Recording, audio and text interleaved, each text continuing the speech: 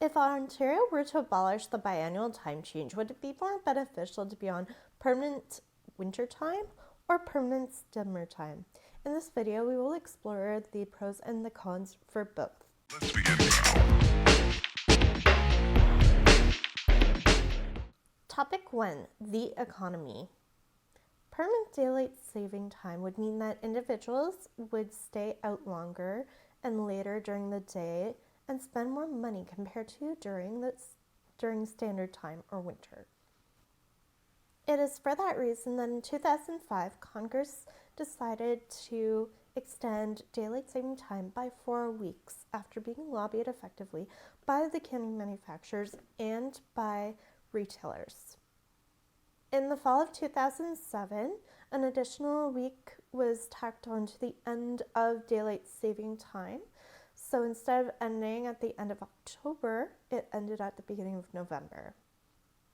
While in 2008, an additional 3 weeks were tacked on to the beginning of daylight saving time in March, Ontario decided to follow suit with the United States. Because we have strong economic and trade ties to the United States, it was deemed that it would be easier to stay on the same schedule as the United States instead of doing a different one. On the other hand, daylight saving time does not follow the natural rhythm of the sunlight. So staying on permanent standard time is actually more beneficial for the general labor market and farmers. Reason 2, health.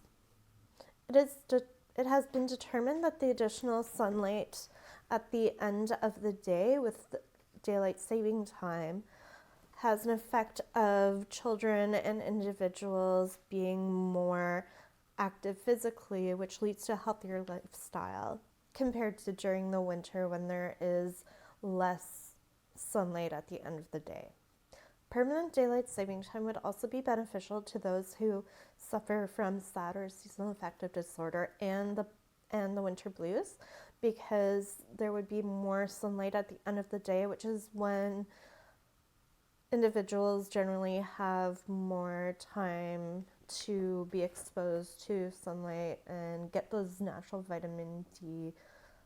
On the other hand, as discussed already, studies have shown that no one ever fully adjusts to daylight saving time because it works against our natural physiology, where the human body is in tune to the sun, not into the artificial time set by the clocks.